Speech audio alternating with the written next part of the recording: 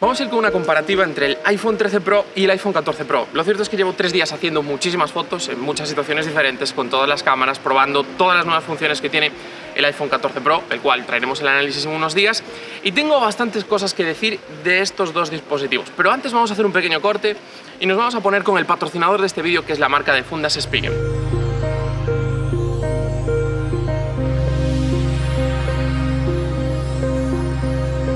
Y como ya dije, el patrocinador de este vídeo es Spigen, en este caso un fabricante de fundas bastante habitual. Os dejo el enlace en la descripción para que veáis todas las fundas. Yo he podido probar varias, tanto para este 14 Pro como para el 14 normal. Por ejemplo, en este caso es la Mag Armor, una de las más típicas que tienen ellos. Bastante resistente, pero me gusta una cosa que tiene, bueno, dos detalles que tiene. En este caso es que es una funda bastante flexible, lo cual la hace bastante cómoda para el día a día, porque las que son un poco rígidas a veces son incómodas de coger, se te hacen un poquito duras en la mano.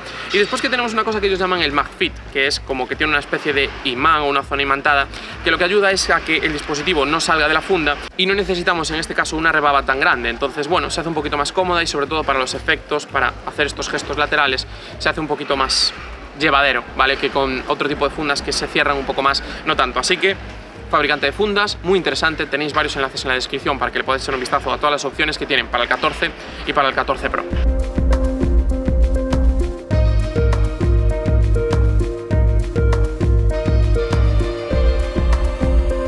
Vamos a analizar diferentes apartados y el primero va a ser la cámara principal de día, esta situación, ¿vale? Aquí tengo que decir que en la mayor parte de situaciones no vamos a encontrar diferencias, aunque Apple ha cambiado y en el 13 Pro teníamos 12 megapíxeles y en el 14 Pro tenemos 48, lo cierto es que la mayor parte de situaciones con una buena iluminación son prácticamente idénticos, no vais a encontrar grandes diferencias al hacer una fotografía con uno o con otro.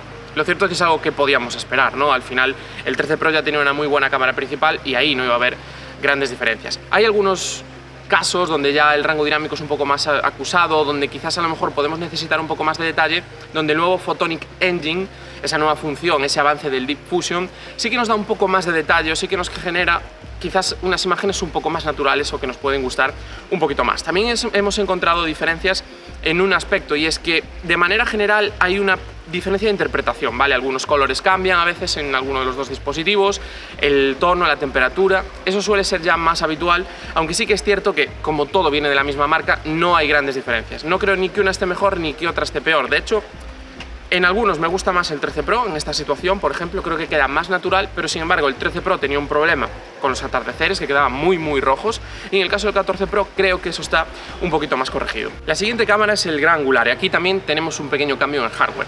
Apple así lo ha dicho, y las sensaciones son exactamente las mismas que en la cámara principal. Son dos cámaras bastante flojas, les cuesta bastante a las dos sacar un buen rendimiento, no son para nada el mejor gran angular del mercado, y sí que hay ese pequeño avance en algunas situaciones concretas donde creo que el 14 Pro da un paso respecto al 13 Pro.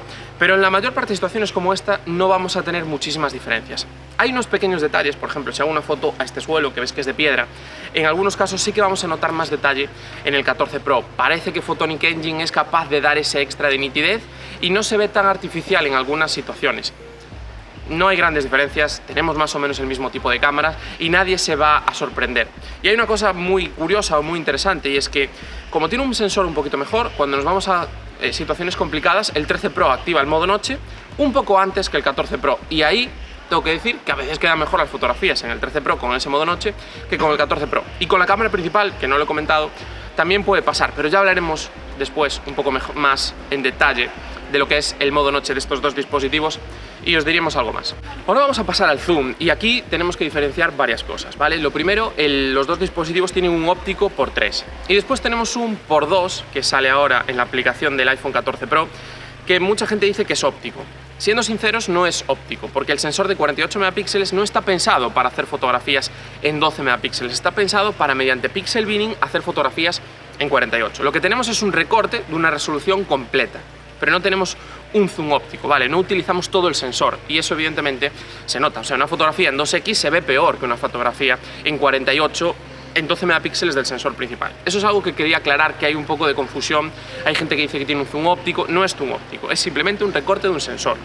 ¿Podemos decir para que sea más sencillo entender eso? Puede ser, pero no es así. Después tendríamos todo lo que va de 3 hacia adelante, ¿vale? Hasta 15 aumentos, que es lo máximo que tienen los dos dispositivos, de manera digital. Esto sí que es 100% digital. ¿Qué pasa? Si hablamos de 3 aumentos, hay pocas diferencias, aunque a mí me ha gustado más el 14 Pro. Creo que tenemos un poquito más de nitidez, un poquito más de detalle, y creo que ahí, siendo un sensor mejor y con Photonic Engine, no procesa tanto las fotografías hacia una zona que a mí no me gustaba a veces, un empastado excesivo que hacía el 13 Pro.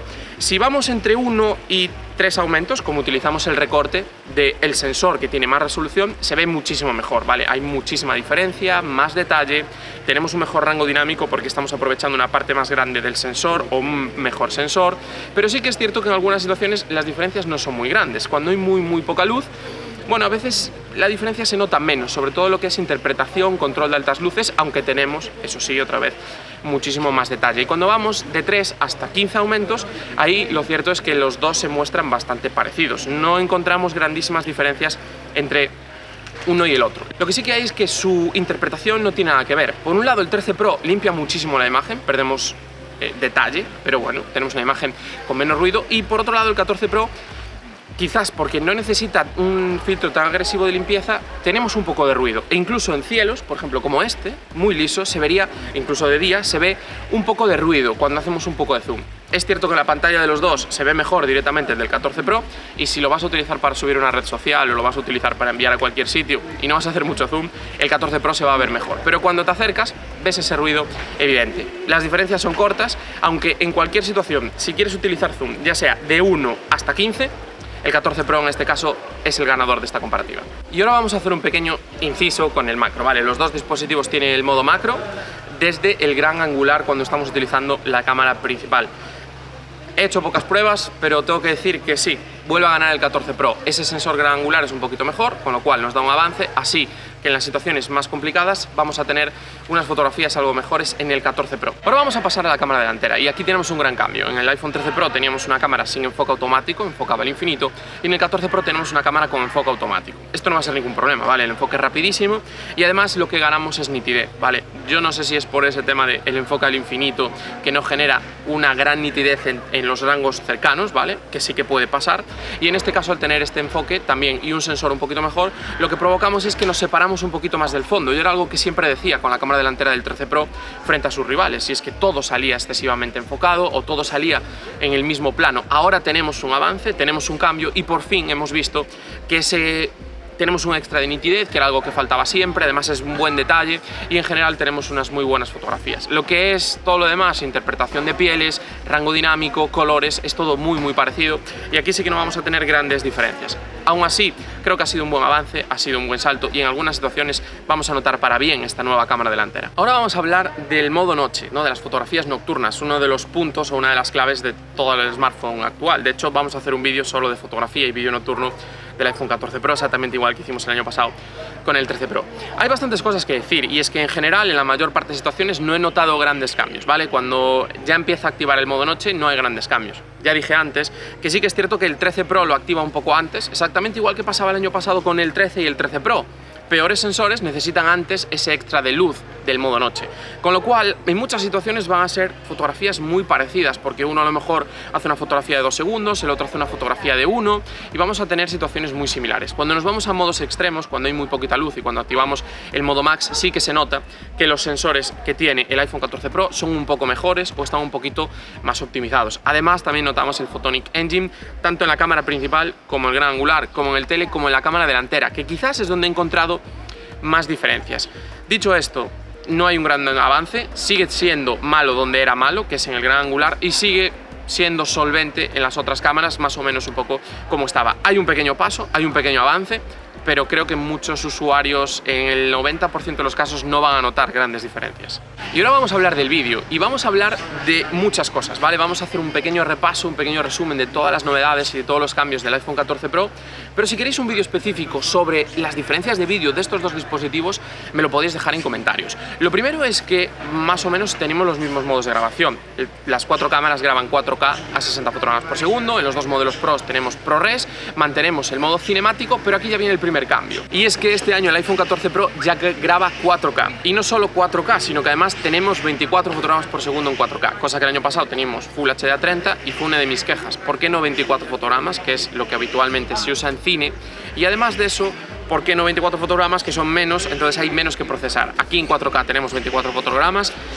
ha funcionado un poquito mejor, creo que el recorte está un poquito más optimizado y sobre todo ganamos ese extra de resolución. Otro de los avances es que tenemos el Action Mode, ¿vale? Si veis alguna imagen o veis a alguien grabar con él, lo cierto es que la cámara se mueve muchísimo, pero una vez que lo utilizas está muy bien. Tenemos solamente 2,8K porque tiene que hacer recorte y sobre todo por una cosa muy concreta, es que cuando tú activas el Action Mode con la cámara principal, utiliza el gran angular en recorte, entonces claro, no puede utilizar 4K porque la cámara tiene 12 megapíxeles, no tiene esa capacidad de utilizar 4K. Bajamos el nivel, a mí no me gusta especialmente el detalle que da, pero sí que es cierto que como modo de estabilización es increíble. Lo bueno es que podemos activar también la cámara principal.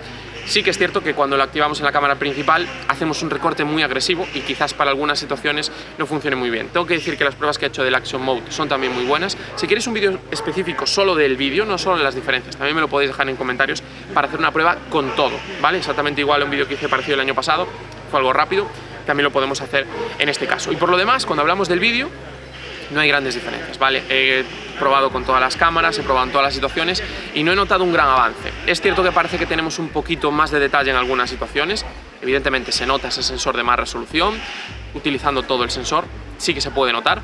En poca luz, con el zoom y con la cámara delantera hay diferencias, tenemos bastante más detalle y tenemos una imagen que se ve bastante mejor.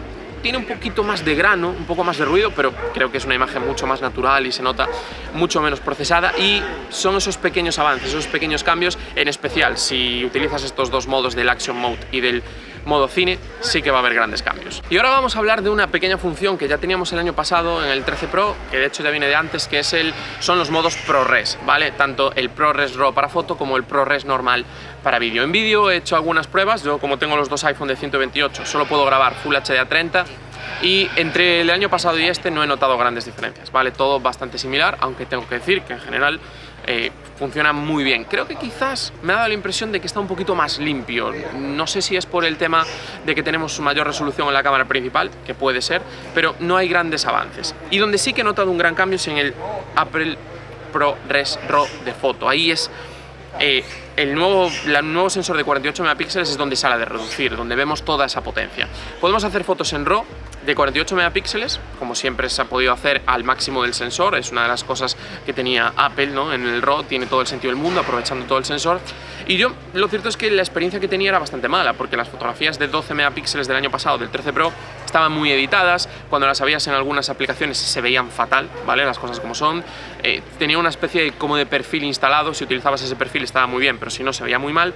Y este año, en el de 48 megapíxeles, es cierto que no tenemos fotografía computacional, perdemos esa parte de la fotografía computacional, una fotografía 100% pura, desde un RAW como si lo hicieras con una cámara, pero lo que ganamos es una capacidad de edición enorme, ¿vale? Podemos editar los RAW muchísimo y eso es algo que a mí me ha sorprendido y que personalmente me ha gustado mucho. Sigo echando en falta, teniendo todas estas opciones y teniendo este nuevo sensor con este ProRes RAW, no tener un modo Pro donde nosotros podamos escogerlo todo, pero bueno, en este caso ninguno de los dos lo tenemos, así que no tiene mucho sentido la comparativa, pero era algo que quería comentar. Y a nivel de conclusiones entre el iPhone 13 Pro y el iPhone 14 Pro, ¿qué decir? Bueno, yo he sido usuario durante mucho tiempo del iPhone 13 Pro y tengo que decir que las diferencias entre los dos son, bueno, significativas en algunos aspectos, mínimas o nulas prácticamente podemos decir en otros. Si tienes un 13 Pro no vale la pena cambiarte un 14 Pro, ¿vale? A no ser que seas un hiper mega usuario de fotografía, te encanta la fotografía, no vale la pena pasarte de un dispositivo al otro. Si estás pensando en qué mejor iPhone comprarte para hacer fotografías, cualquiera de los dos son las dos mejores opciones. El 13 Pro es bastante mejor que el 14 normal.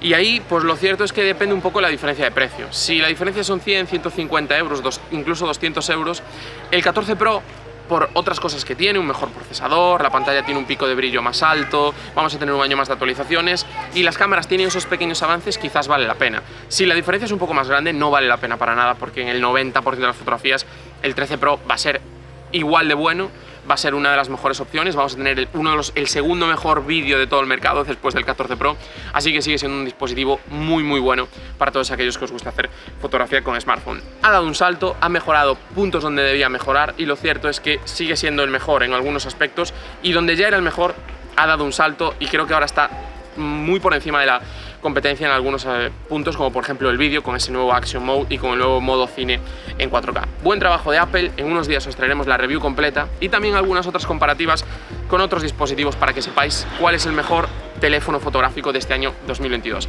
Espero que os haya gustado el vídeo. Os dejo por aquí uno donde cómo aprender a hacer fotografías con vuestro iPhone, que hice hace unos cuantos meses, y por aquí uno para aprender a editar con Lightroom. Espero que os haya gustado, no os olvidéis en darle like, suscribiros y nos vemos muy pronto.